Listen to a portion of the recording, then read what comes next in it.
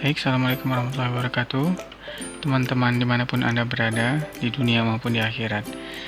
Pada kesempatan kali ini, saya membahas mengenai, saya pernah dengar ya, CKD, ya kan? Atau Chronic Kidney Disease. Nah, ini kan kalau kita lihat ini CKD ini suatu penyakit yang sifatnya irreversible lah ya kan. Jadi penyakit ginjal yang menyebabkan kerusakan baik fungsional maupun struktural ya dalam waktu lebih dari 3 bulan ya kan.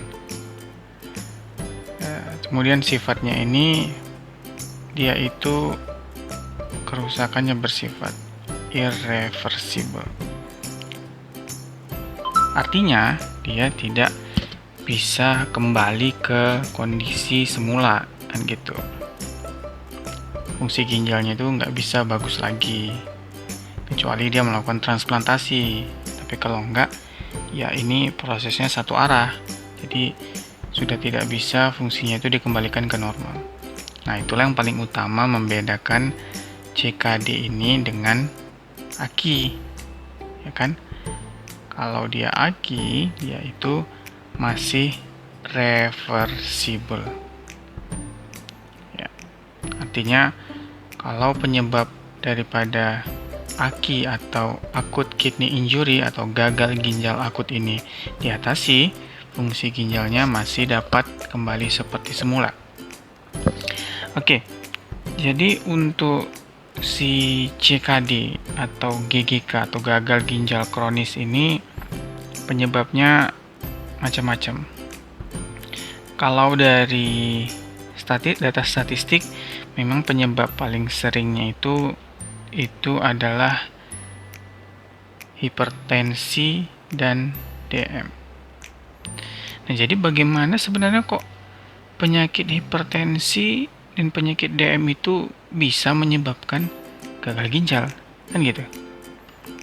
Oke, kita cerita sekarang tentang hipertensi lah dulu ya kan. Nah, kalau terjadi hipertensi, ini katakanlah pembuluh darah ya, tekanan di dalam pembuluh darah ini tinggi, akibatnya tekanan ke dalam ginjal. Dalam ginjal kan tentunya ada unit-unit terkecilnya yang kita sebut dengan nefron. Itu pembuluh darah yang ke situ, arteriol eferen dan yang keluar eferen dan aferen, itu juga akan mengalami peningkatan tekanan darah. Ya. Jadi kalau misalnya pembuluh darahnya mengalami penyempitan di sini, vasokonstriksi atau peningkatan tekanan darah, tubuh di sini ginjal terutama akan mengalami pengurangan daripada filtrasi ya, glomerular filtration rate. Nah, jadi kalau penurunan daripada GFR, misalnya karena hipertensi, karena hipovolemi, misalnya pasien perdarahan, kecelakaan, pastikan aliran darah ke ginjal itu akan berkurang. Hipertensi juga karena tekanan darah tinggi, tentu perfusinya akan berkurang. Nah, ini akan merangsang ginjal, akan membentuk yang disebut dengan renin. Ya. Renin ini dihasilkan oleh sel aparatus juxtaglomerulus dari ginjal ya, yang fungsinya renin ini dia akan mengubah angiotensinogen yang ada, ini zat yang ada di dalam pembuluh darah ya, angiotensinogen berubah menjadi angiotensin 1. Kemudian angiotensin 1 nanti seiring di dalam pembuluh darah dia akan ketemu dengan enzim yang disebut dengan ACE, angiotensin converting enzyme. Sesuai namanya, enzim ini akan mengubah angiotensin 1 diubah menjadi angiotensin 2.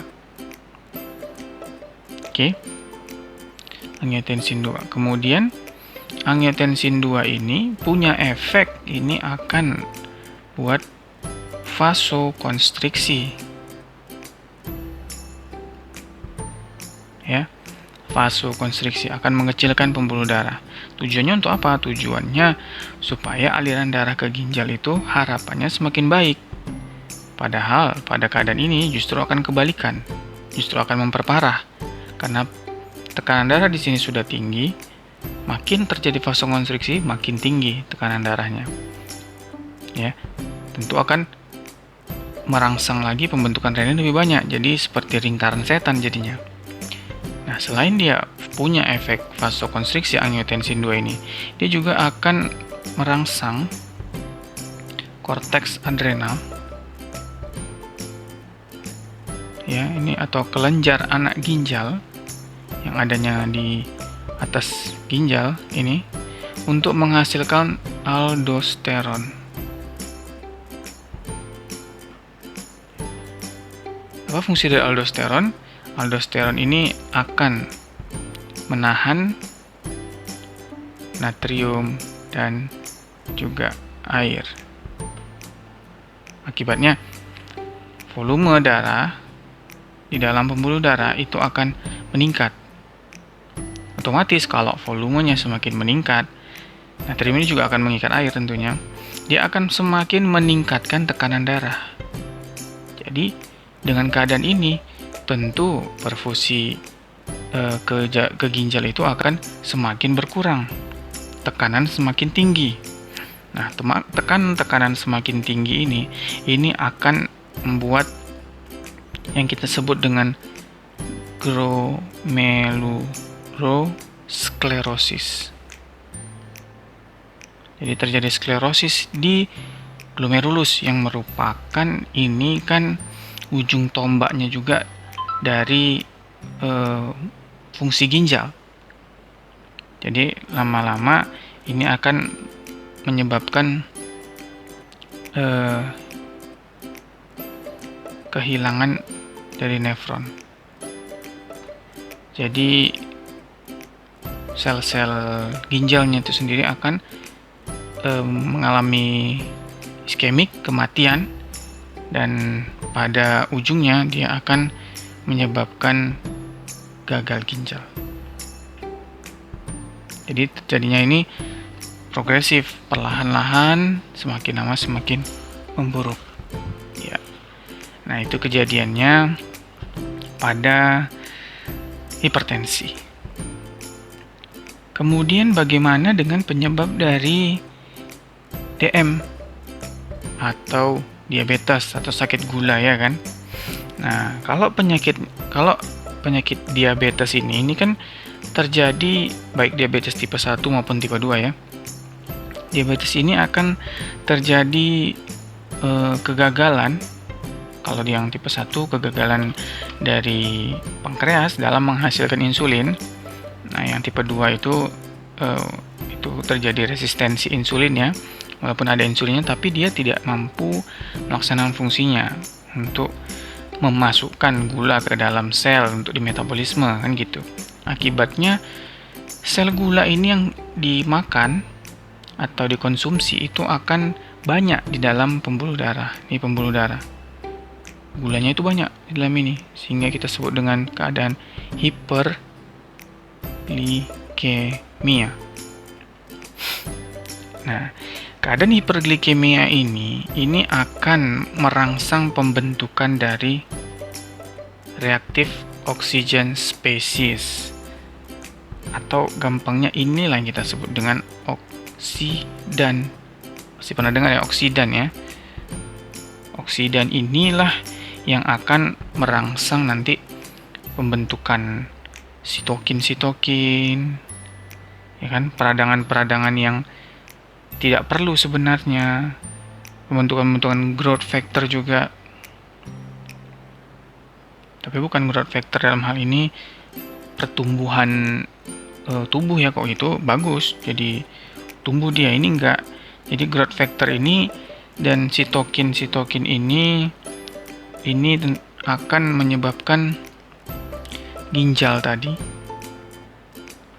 unit-unitnya, nefron-nefronnya itu akan mengalami macam-macam. Akan mengalami kelainan pada glomerular basement membrane, akan mengalami penebalan karena sitokin akan merangsang proliferasi begitu. Kemudian juga akan mengalami sklerosis juga. Kerusakan-kerusakan ini akan progresif, hampir sama tadi seperti hipertensi yang berujung dengan gagal ginjal. Oke. Nah, selanjutnya gagal ginjal apa efeknya? Kan seperti itu.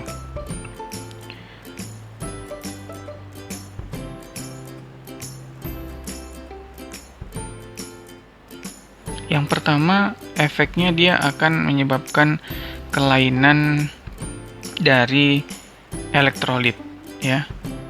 Natrium, kalium ya, sering kita lihat ya, natrium dan kaliumnya. Nah, bagaimana ini sebenarnya kok bisa terjadi kelainan pada natrium dan kalium tadi? Kalau kita cerita bagian terkecil dari ginjal, ini kurang lebih seperti ini. Ini ada glomerulusnya, kapsula Bowman, kemudian ada tubulus-tubulus, ya kan? Nah, di tubulus-tubulus ini itu akan terjadi pertukaran, ya.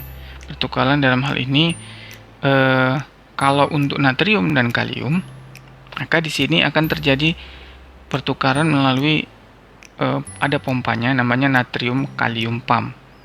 Jadi natrium kalium pump ini itu akan menukarkan natrium dengan kalium.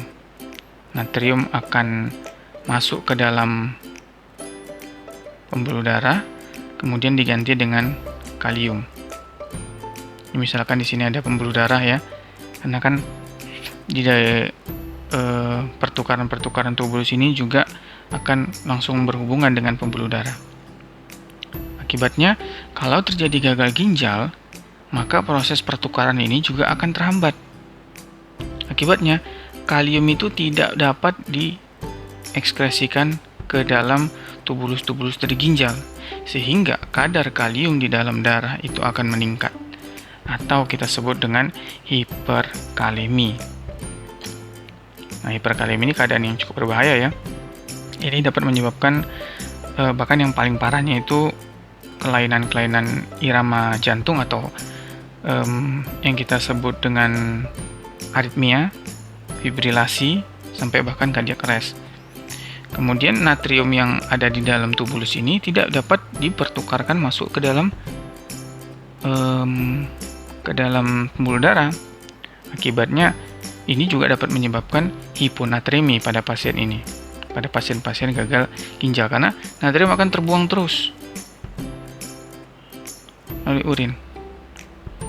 Begitu. Kemudian juga pada tubulus-tubulus ini itu juga akan terjadi pertukaran dari asam basa. Itulah salah satu fungsi ginjal untuk mengatur asam basa. Jadi, bagaimana cara dia mengaturnya? Cara mengaturnya, tentu di ginjal ini tubuh akan membuang asam H positif. Asam itu kan H positif. Akan dia buang supaya mempertahankan pH darah tetap dalam keadaan normal. Ini juga terganggu. Jadi pada keadaan normal, H positif ini akan dibuang keluar ke tubulus. Apa gantinya? Pasti ada gantinya. Gantinya adalah dia ditukarkan dengan HCO3-. Ini masuk ke dalam darah. Nah, kalau H positif, asam ini tidak bisa dikeluarkan lewat tubulus, akibatnya di dalam darah, pembuluh darah, H positif akan banyak. Sedangkan HCO3 tidak bisa dibawa masuk, ini akan terbuang. HCO3 itu akan turun. Inilah yang kita kenal dengan keadaan asidosis metabolik. Oke, jadi itu yang menyebabkan asidosis metabolik. Kemudian di sini dia akan juga menyebabkan beberapa hal yang lain, yaitu salah satunya gangguan dari mineral-mineral tubuh. Jadi ginjal itu juga akan menghasilkan beberapa hormon, seperti salah satunya adalah hormon eritropoietin. Ini kalau eritropoietin ini, dia ini fungsinya untuk eritropoiesis ya. Jadi ini akan turun juga pada keadaan gagal ginjal kronis, maka ini akan mengarahkan pasiennya jadi anemia. Terus hormon apa lagi? Hormon kalsitriol. Ya, hormon kalsitriol ini dia akan bertanggung jawab terhadap kadar kalsium di dalam darah. Ini juga dihasilkan di ginjal. Dia akan menurun, maka akan membuat kalsium pun akan menurun. Ya. Ini akan membuat keadaan disebut dengan hipokalsemia. Apa responnya? Kalau keadaan kalsium turun, maka akan terjadi respon negatif feedback ke kelenjar paratiroid. Kelenjar paratiroid seperti kita ketahui ada di atas dan bawah dari tiroid ya. Itu akan mulai menghasilkan hormonnya, hormon paratiroid. Sehingga di sini akan terjadi keadaan hiperparatiroid yang sekunder. Ya, akan terjadi hiperparatiroid yang sekunder, sehingga ini akan mengakibatkan pembongkaran kalsium dari tulang, sehingga akan terjadi osteodystrofi. Ya, nah, inilah yang terjadi pada pasien-pasien CKD. Oke, mungkin untuk saat ini itu dulu. Jangan lupa like, comment, and subscribe. Terima kasih. Wassalamualaikum warahmatullahi wabarakatuh.